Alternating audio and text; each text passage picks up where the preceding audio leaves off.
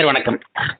வணக்கம் sir. Sir மத்திய அரசு வக்ஃப் வாரிய திட்டத்தை இன்னைக்கு தாக்கல் பண்ணியிருக்காங்க, மசோதா தாக்கல் பண்ணியிருக்காங்க. இது நீங்க எப்படி பாக்குறீங்க? இந்தியா கூட்டணி முழுக்க இதுக்கு எதிர்த்து வச்சிருக்காங்க. நீங்க இதை எப்படி பாக்குறீங்க? என்ன பாதகம் நினைக்கிறீங்க? சார், இந்தியா முழுவதுமே இந்த மத்திய அரசு கொண்டு வந்திருக்கிற இந்த வக்ஃப் திருத்தத்தை ஒட்டுமொத்த சிறுபான்மை மக்கள் மட்டும் இல்லாம எல்லா ஜனநாயக சக்தியும் இதை எதிர்க்கிறோம். காரணம் மத்திய அரசுகிட்ட யார், ஒன்றிய அரசுகிட்ட யாரும் நீங்க வக்ஃபோர்டு சட்டங்கள்ல திருத்தம் கொண்டு வாங்கன்னு கேட்கல. மாறாக பல்லாயிரக்கணக்கான பல லட்சக்கணக்கான கோடி மதிப்புள்ள, குறிப்பா சொல்வதா இருந்துச்சுன்னா ரயில்வேக்கு, இராணுவத்துக்கு அடுத்தபடியா அதிகமான சொத்துக்கள் கொண்ட வக்ஃப் நிலங்களை மீட்டு தாங்க என்பதா தான் அரசாங்கத்திட்ட நாங்க எல்லாருமே வக்ஃப் நிர்வாகமும் அதுபோல மக்களும் சொல்லிட்டு இருந்தோம்.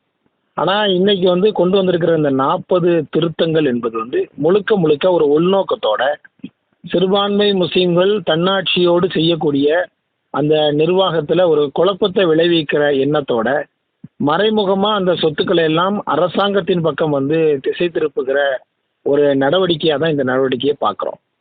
வக்ஃபு சொத்துக்களை பொறுத்த வரைக்கும் அது அரசாங்கத்தினுடைய சொத்துக்கள் இல்லை. அதில் இருக்கிற நிலங்களோ, அதில் இருக்கிற கட்டடங்களோ, அதில் இருக்கிற சொத்துக்களோ அது அரசாங்கமோ அல்லது வேறு யாரும் தந்ததல்ல. மாறாக சிறுபான்மை முஸ்லீம் சமூகத்தை சார்ந்த புரவலர்கள், வசதி வாய்ப்பு அதிகமாக இருந்தவங்க, நிலச்சி வாழ்ந்தார்கள், அவங்க இதை முஸ்லீம்களுடைய முன்னேற்றத்திற்காக, வளர்ச்சி காரியங்களுக்காக, மதரசா, பள்ளிவாசல் போன்றவற்றினுடைய பயனுக்காக ஆரம்ப காலங்களில் சுதந்திர காலத்திலேயோ அல்ல சுதந்திரத்திற்கு முன்பு கொடுக்கப்பட்ட சொத்துக்கள் தான் வக்ஃபு சொத்துக்கள்.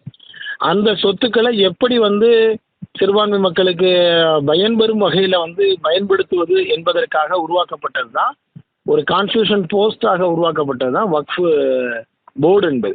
அப்போ அந்த வக்ஃபு போர்டுக்குள்ள இந்த மாதிரி குழப்பங்களை விளைவிச்சு அது முழுக்க முழுக்க வக்ஃப் போர்டினுடைய அந்த தன்னாட்சியை இல்லாமல் ஆக்கி, இனி வரக்கூடிய காலங்களில் இந்த மாதிரியான சொத்துக்களை எல்லாம் யாருடைய சொத்து என்பதை தீர்மானிக்கிற அந்த அதிகாரத்தை மாவட்ட ஆட்சித்தலைவருக்கு கொடுப்பது என்பதும், அதே போல் அந்த வக்ஃபு நிர்வாகத்துக்குள்ள பெண்களை கொண்டு வரணுங்கிறதும், அதுபோல் வக்ஃபு நிர்வாகத்தில் முஸ்லீம் அல்லாதவர்கள் இடம்பெற வேண்டும் என்று சொல்லுவதெல்லாம் முழுக்க முழுக்க மக்களை பிளவுபடுத்துகிற, மத அடிப்படையில் பிளவுபடுத்துகிற, குழப்பத்தை ஏற்படுத்துகிற, அரசியலமைப்பு சட்டம் வழங்கி இருக்கிற உரிமைக்கு எதிராக கொண்டு வரப்படுகிற சட்ட திருத்தம் தான் இப்பொழுது ஒன்றிய அரசு இப்பொழுது நாடாளுமன்றத்தில் தாக்கல் செய்திருக்கிற இந்த சட்டம்னு நாங்கள் சொல்கிறோம். உடனடியாக இந்த சட்டத்தை வாபஸ் பெறணும்.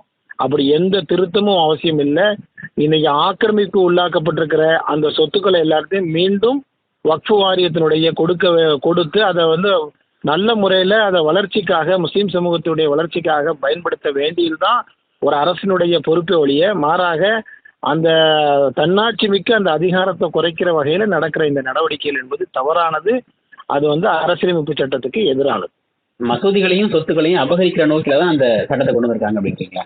நிச்சயமா. அது அந்த சொத்துக்கள் எல்லாவற்றையும், அதாவது இதில் கொடுக்கப்பட்டிருக்கிற 40 திருத்தங்கள்ல ஒரு திருத்தம் 2 திருத்தம் இல்லை, 40 திருத்தம் பண்ணியிருக்கிறாங்க. அந்த 40 திருத்தத்தில் உள்ள முக்கியமானது என்னன்னு சொல்லி கேட்டா, இனி ஒரு இடம் சம்பந்தமான ஒரு சர்ச்சை வருதுன்னு சொன்னா அது வக்ஃப் இடமா இல்லையா என்பதை ஒரு மாவட்ட ஆட்சித்தலைவர் முடிவு செய்வாருன்னு சொல்றது எந்த வகையில இது நியாயமானது? அப்ப காலங்காலமா இல்ல, என்னோட சந்தேகம் காலங்காலமா இருக்கிற வக்ஃபு இடமா இருந்தா கூட அதுல ஒரு சர்ச்சையோ சந்தேகமோ ஏற்பட்டா அது தீர்மானிக்கிற இடத்துல கலெக்டர் வர்றாரு அப்படி சொல்றீங்க? அதுதான் கேட்கிறேன். அதை ஒரு நீதிமன்றம் தான் தீர்மானிக்கும். அதாவது வக்ஃபுக்குன்னு ஒரு முறை வழங்கப்பட்டாச்சுன்னா அது வாழ்நாள் முழுவதும் அது வக்ஃபுடைய சொத்து தான். அந்த சொத்தை இப்போ அரசாங்கத்திற்கும் வக்ஃபோர்டுக்கும் ஒரு டிஸ்பியூட் வருதுன்னு சொன்னா, இது யாருடைய நிலம்னு சொன்னா, அதாவது அரசாங்க வக்ஃபோர்டு இடத்தை எடுத்து கையகப்படுத்தி வச்சிருக்குன்னு சொன்னா, மாவட்ட ஆட்சித்தலைவர் இல்லை நீ அதெல்லாம் செய்ய முடியாது, அரசாங்கத்துடைய இடம் தான் அப்படின்னு சொல்லியாச்சுன்னா, இந்த வக்ஃபு நிலங்கள் அரசுக்கு சொந்தமானதாகவோ அல்லது மாவட்ட ஆட்சித்தலைவர் தீர்மானிக்கிற அந்த முடிவுக்கோ கட்டுப்பட்டது என்பது எந்த வகையில் இது நியாயம்? இது எந்த அடிப்படையில் இது எந்த நீதிக்கும் தர்மத்திற்கும் எந்த வகையில் இது சரியாக இருக்க முடியும்? அந்த இடம் வக்ஃபு என்பது ஒரு தனிநபரால் ஒரு முஸ்லீம் சமூகத்தை சார்ந்த வழங்கப்பட்டாச்சுன்னா அது சம்பந்தமா அதை முடிவு செய்ய வேண்டிய அதிகாரம் அவங்களுக்கு தான் இருக்க வழிய அதை ஒரு மாவட்ட ஆட்சித்தலைவருக்கு கொடுப்பது என்பது எந்த வகையிலும் சரியில்லை. இப்போ மாவட்ட ஆட்சித்தலைவர் என்பவருக்கு எவ்வளவு பணிகளுக்கு நடுவில் அவங்க இருப்பாங்க. அவர்கள் எடுக்கிற முடிவுகள் சம்பந்தமாக இன்னைக்கு நீதிமன்றங்கள் எவ்வளவு வழக்குகள் இருக்குது. எனவே ஒரு தனிநபர் இடத்துல இதை கொடுப்பது என்பது மிகவும் தவறான ஒன்று.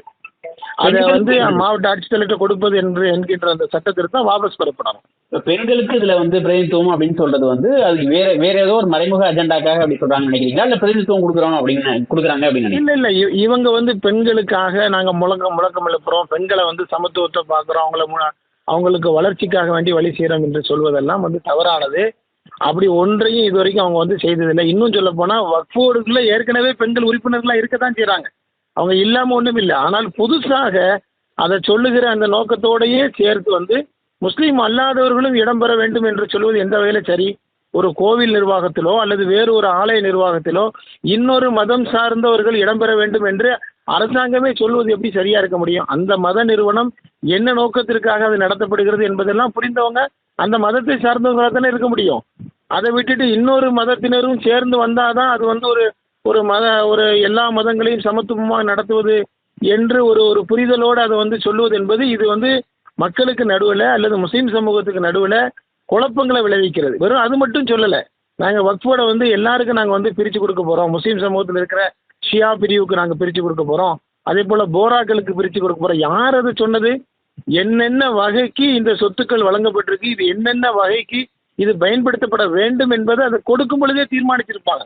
அந்த வகையை தவிர வேற எந்த வகைக்கும் அதை வந்து பயன்படுத்த முடியாது என்று சொல்வது உறுதியாக அரசியலமைப்பு சட்டம் இந்த சிறுபான்மை மக்களுக்கு வழங்கி இருக்கிற ஒரு உரிமை. அந்த உரிமையை கூட இங்கே எடுத்து மாற்றி நாங்கள் எல்லாருக்கும் நாங்கள் வந்து சமத்துவத்தை கொடுக்குற மாதிரி அதிகாரம் கொடுக்குற மாதிரி வக்ஃபோர்டை நாங்கள் பிரிக்கிறோம்னு சொல்வது வக்ஃபோர்டுக்குள்ள குழப்பத்தை ஏற்படுத்தி அந்த மொத்த சொத்துக்களையும் கபலீகரம் செய்கிற, எப்படி இந்தியாவில் இருக்கிற எல்லா சொத்துக்களையும் இப்போ அதானிக்கும் அம்பானிக்கும் இந்த அரசு வித்துட்டு இருக்குதோ அதே மாதிரி சிறுபான்மை முஸ்லீம் சமூகத்துடைய வக்ஃபோர்டு சொத்துக்களையும் யாரோ ஒரு தனிநபருக்கோ அல்லது அரசு நிறுவனத்திற்கோ தாரை வார்க்கிற நடவடிக்கை அன்றி வேற ஒன்றும் இல்லை.